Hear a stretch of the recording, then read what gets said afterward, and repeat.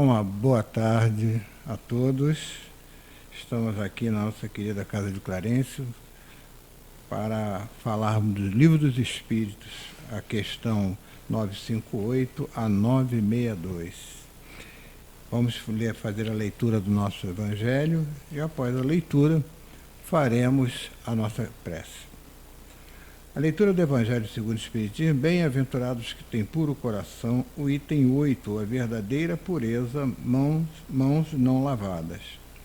Então os escribas e os fariseus, que tinham vindo de Jerusalém, aproximaram-se de Jesus e lhe disseram: por que violam os teus discípulos a tradição dos antigos, uma vez que não lavam as mãos quando fazem suas refeições?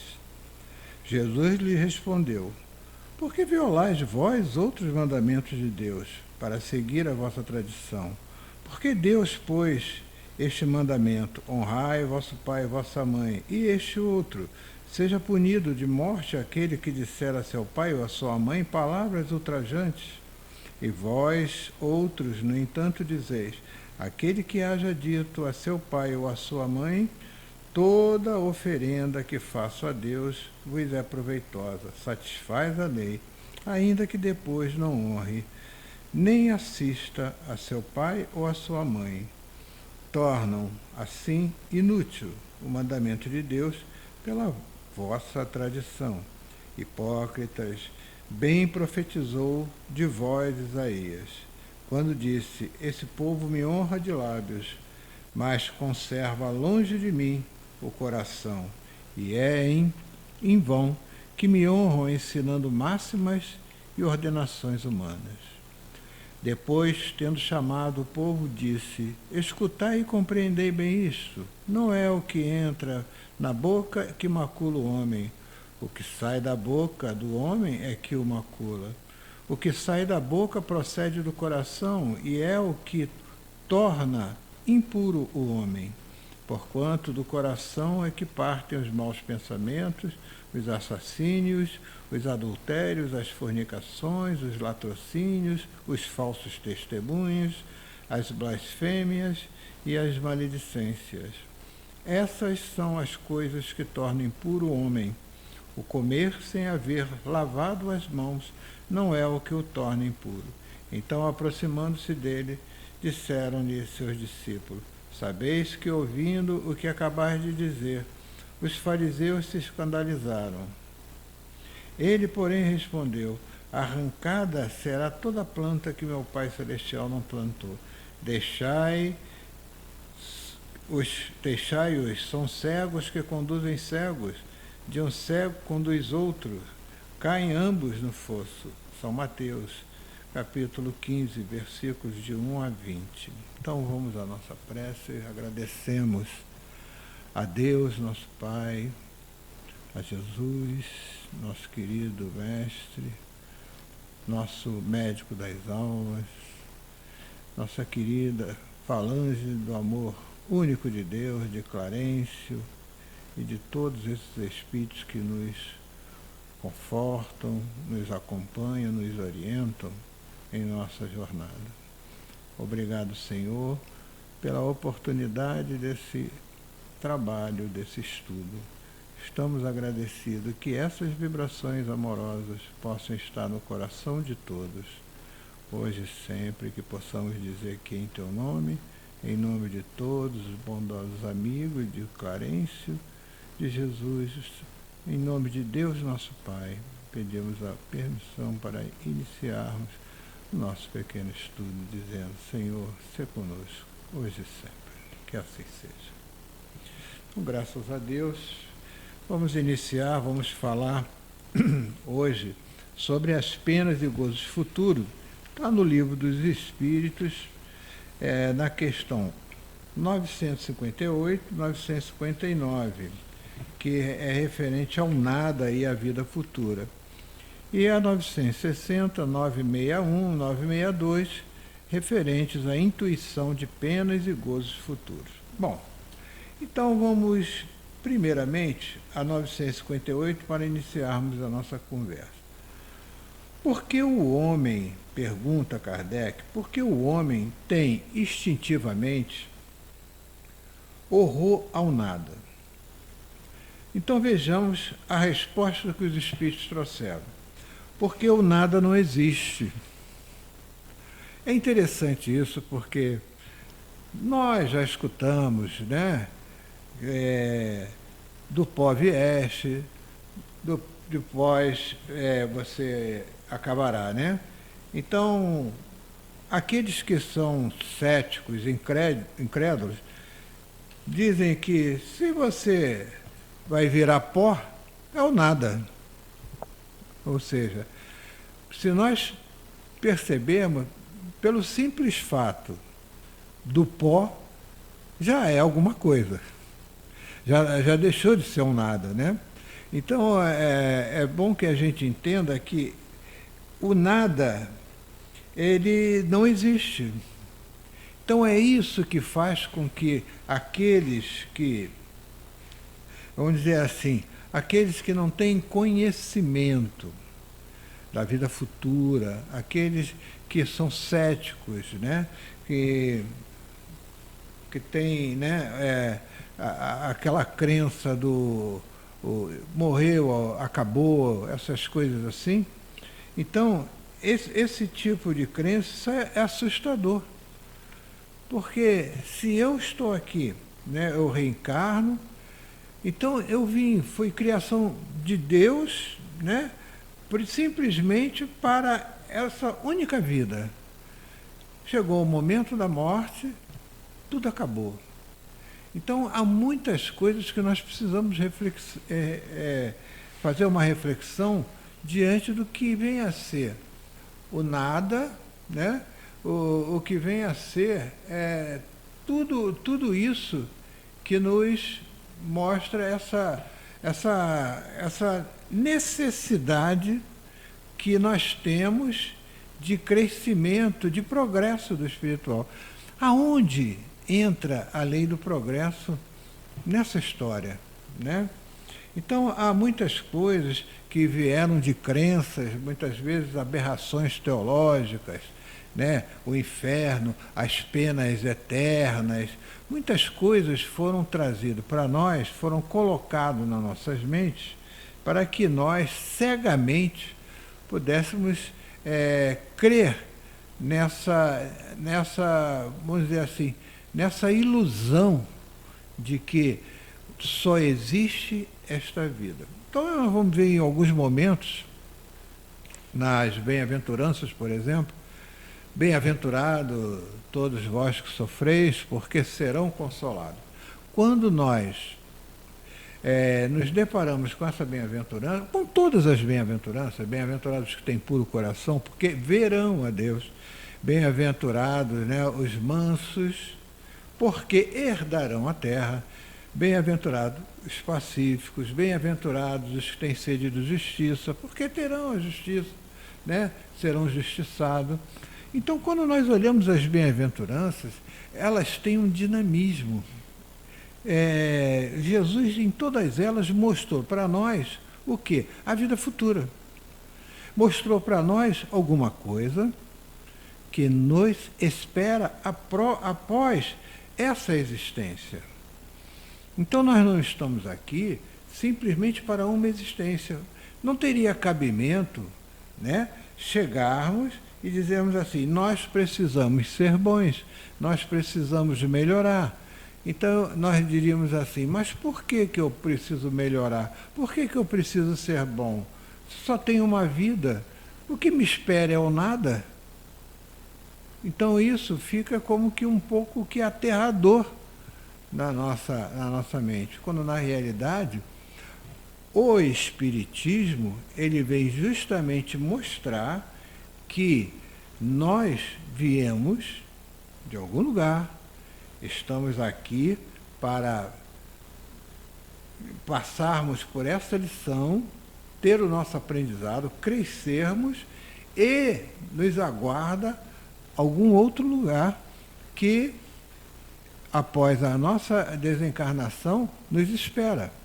Então, precisamos entender, primeiramente, Eu sou o quê? O quem eu sou? Vamos primeiramente, eu sou esse corpo, essa matéria, simplesmente, né? Porque essa matéria ela vai perecer. Não, eu sou espírito, eu sou um espírito, e esse espírito, em algumas ocasiões, ele habita um corpo para que ele possa desenvolver o seu crescimento espiritual, moral. Né? É como um aprendizado de uma escola. De uma escola. Nós vamos caminhando, né? Ano após ano, né? Cada ano é um ano diferente, né?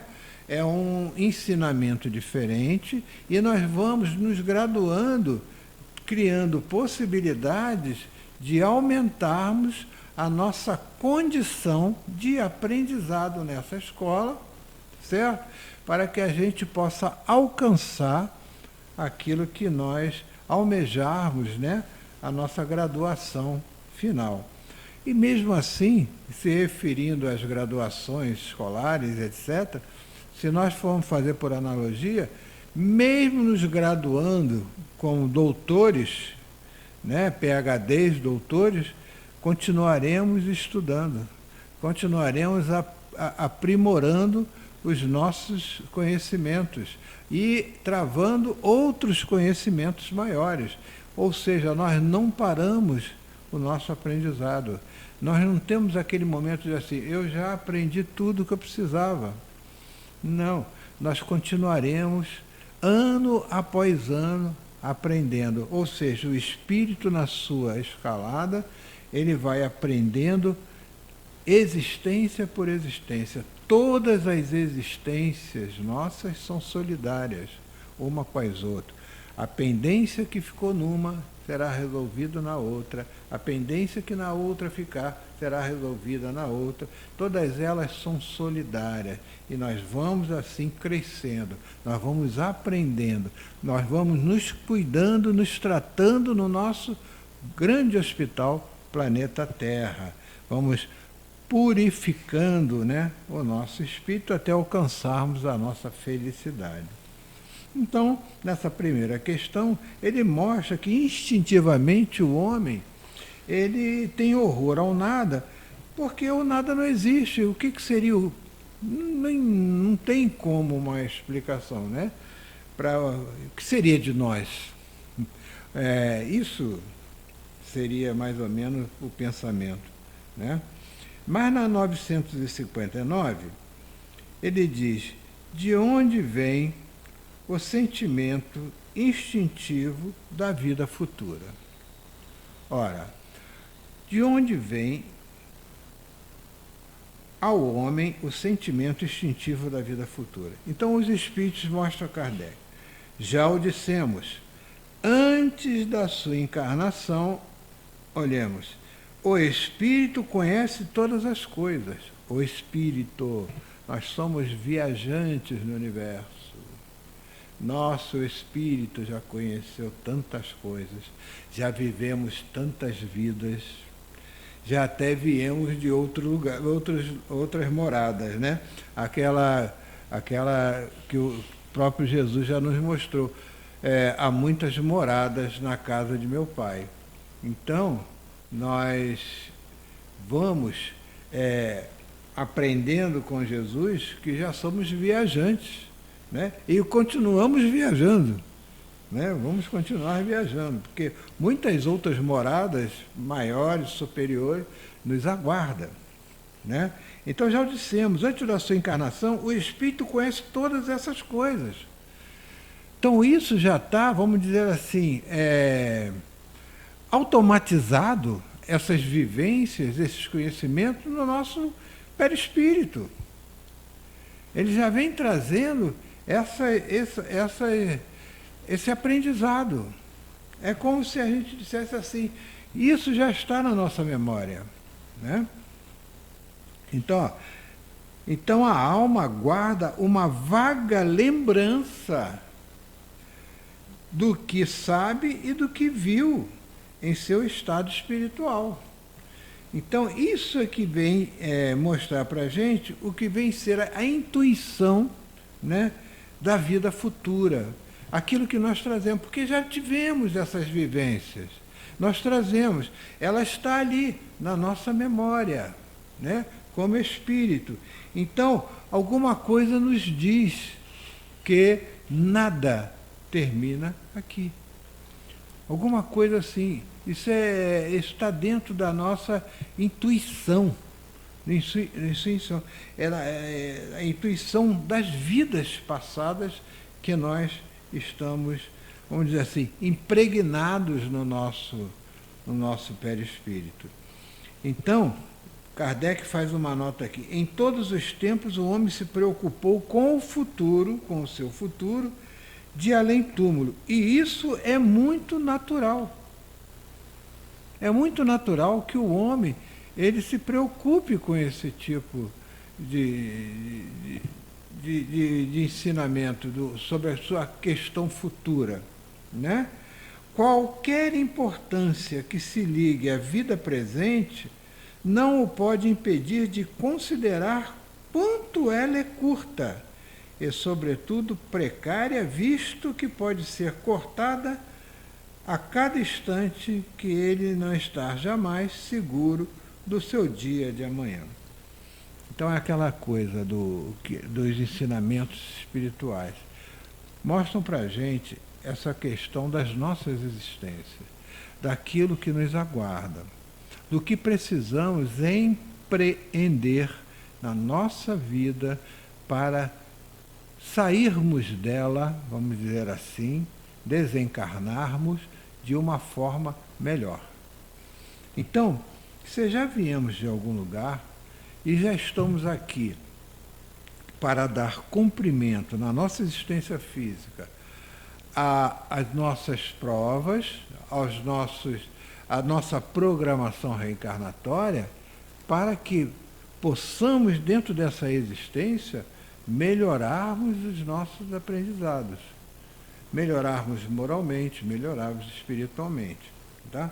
Para que saiamos daqui mais, vamos dizer assim, mais evoluídos dentro desse progresso espiritual. É a nossa escola. A Terra é uma das escolas no universo, e do qual nós pertencemos e a fizemos por merecê-la. Mas os espíritos que habitam esse planeta têm por característica ainda, segundo Santo Agostinho, no Evangelho segundo o Espiritismo, há muitas moradas na casa do meu pai, ele mostra justamente a rebeldia como característica dos espíritos que ainda estão habitando a Terra. Mas venhamos entender o seguinte: estamos aqui porque ainda como característica somos espíritos rebeldes, então o planeta é de provas e expiações, do qual nós estamos na nossa prova, tá? Aqui de aprendizado, tá? E nas expiações corretivas do espírito, né? Ou seja, as expiações elas podem ser, vamos dizer assim, pode ser uma grande provação, né? Toda expiação é uma prova, é uma aprovação, mas nem toda prova é uma expiação. Mas a prova é um aprendizado para nós. É como se nós estivéssemos fazendo um curso, para que a gente possa ter o mérito de passar naquele curso, né? Mas também poderemos ficar reprovados, dependendo da vontade de querer, né? De acionar aquelas coisas das boas escolhas, né? Então, esse nosso planeta, o planeta de expiação, tem como característica essa rebeldia, os seus espíritos que habitam, né? Por quê? Porque já viemos também de outras eras mais primitivas, de espíritos mais, vamos dizer assim, mais imperfeitos ainda, né? Bem mais inferiores, vamos dizer assim. Então hoje estamos dentro da escala, numa escala já caminhando para aquela condição mediana. Então a nossa casa planetária é a casa adequada para que a gente possa exercer esse ensinamento. Então, ele falou, essa nossa existência física, ela pode ser muito curta. Em se tratando, se tratar pela existência espiritual, né, na eternidade do espírito, então cada existência física ela tem um período curto. Ah, mas eu posso viver 100 anos. É um período curto em se tratando das nossas, em toda a nossa existência, da nossa vida eterna, né, como espírito. Mas esse pedacinho, esse pouco tempo que nós temos, é o tempo que devemos aproveitar dentro do nosso progresso espiritual. Então ele vai dizer aqui na nota que a ideia do nada tem alguma coisa que repugna a razão. Por quê? Porque a ideia do nada é aquela ideia que nós temos e que nós não pensamos, não raciocinamos diante disso. Kardec, ele foi considerado por Flammarion como bom senso reencarnado. E como bom senso é aquele que usa a razão, aquele que raciocina diante das coisas que lhe são apresentadas, certo?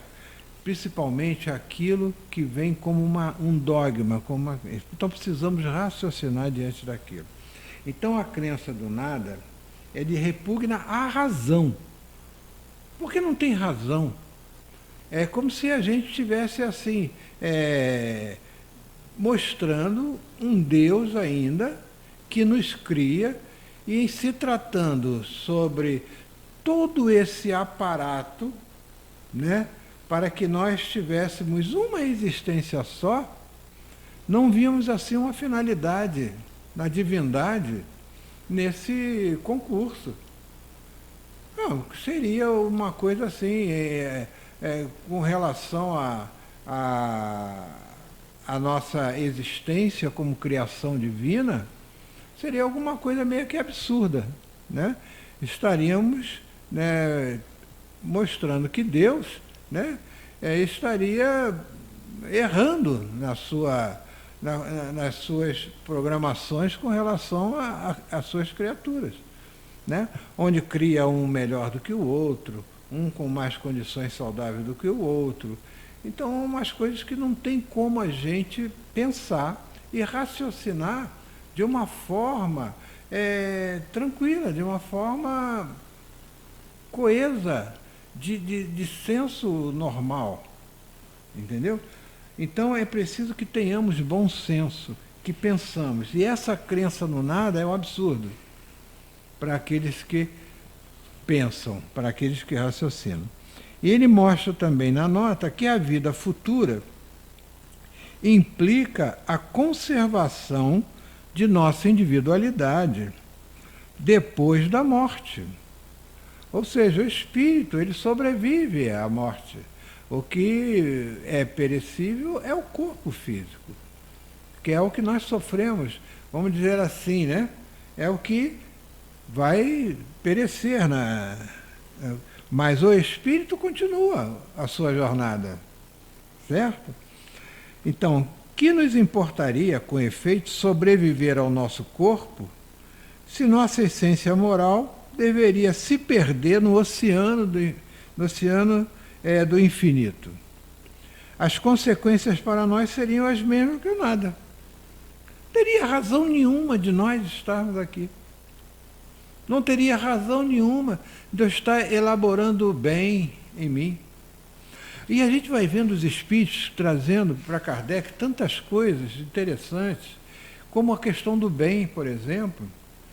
Há uma questão aqui no Livro dos Espíritos, que é a questão 866, 866. Essa questão, no bojo da resposta, os espíritos dizem a Kardec que o bem consiste no único objetivo da vida.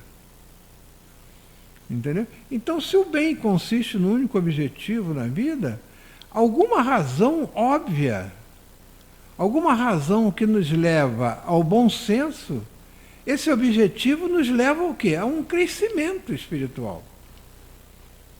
Essa opção pelo bem, né? E ele sendo o único objetivo da vida, ou seja, Olha aí os espíritos mostrando a vida futura para nós. O nosso melhoramento através do bem. Que futuramente, né, o quanto nós vamos ganhar com isso, em termos de mérito, de alcançar voos maiores. Olha aí a vida futura, né? E há muitas outras respostas que nós vamos vendo. Essa elaboração, como na questão 132, sobre os objetivos da encarnação, e ele vem falando expiação, né? Precisamos expiar, precisamos a punição, mas naquele tempo se usava muito essa palavra, ou seja, mas as consequências que terão que ser ressarcidas com a justiça divina das nossas falhas, dos nossos erros. Teremos que consertar. Com que objetivo isso? Né? Se não fosse uma vida futura a nos aguardar. E se não for, né, essa crença do nada ser totalmente absurda, né? Então nós vamos aqui seguindo, e aí as intuições das penas e dos gozos futuros. Então na 960, diz Kardec aos espíritos, uma pergunta: de onde vem a crença que se encontra entre todos os povos, de penas e recompensas futuras? É sempre a mesma coisa, responde os espíritos. Pressentimento da realidade trazida ao homem pelo espírito nele encarnado. É uma resposta forte. É uma resposta que vai buscar a nossa razão. Vai buscar pensarmos e refletirmos diante do futuro nosso como espírito. Então, esse pressentimento da realidade, ou seja, alguma coisa de real, que já nós, espíritos, trazemos ao encarnar. Olha só. É essa realidade das vidas anteriores. Porque sábio não é em vão que uma voz interior vos fala. Vosso erro está em não escutá-la bastante. Se nisso pensasseis bem, frequentemente vos tornareis melhores. Então, quando nós pensamos que alguma coisa, né, de bom nos aguarda após o nosso desencarne, se nós tivermos essa consciência, é claro que nós vamos dar objetivos maiores à nossa vida, porque o Espiritismo nos ensina isso bem. E o objetivo maior do Espiritismo é a modificação, é a transformação do homem. É nos transformarmos em homens de bem. Olha aí a crença no futuro. Olha a crença na vida futura. Se o espírito ele tem todo o objetivo da filosofia espírita, da ciência espírita, enfim, do espiritismo dentro do âmbito moral, nos leva à transformação, à mudança do homem velho para o homem novo, para o homem de bem, e aí continuarmos a nossa trajetória. Então nós já podemos dar esse passo nessa vida futura e acabarmos com aquela ideia materialista do nada e acabar dizendo que após a morte nada não existe e nós vamos para lugar nenhum e não existe mais nada. E a questão do pó, aquilo que nós falamos. Ah, você vai voltar, vai para o pó, vai virar pó. Então o pó já é alguma coisa. Tá? O pó já não é o nada. Se nós vamos ao pó, retornaremos, então o pó já é alguma coisa. Tá? Então, esse nada, ele fica Então, na 961, ele vai nos dizer o seguinte: no momento da morte, qual é o sentimento que domina a maioria dos homens? A dúvida, o medo ou a esperança? E é nessa hora em que levamos uma vida achando que seria a única em nossa existência, né? Chega no momento da morte, no momento derradeiro, qual seria o nosso sentimento? Seria a dúvida? Seria o medo? E a esperança? Então ele vai dizer assim: a dúvida é para os céticos, aqueles que não querem realmente crer, aqueles que não buscam a fé em Deus, são céticos, mesmo muitas vezes sabendo, não mantêm aquela crença do nada, né? São os nihilistas, a crença do nada. Então, esses são os céticos, aqueles que eu não vou mudar mesmo. E também o medo, que é um sentimento que diz assim: o medo para os culpados.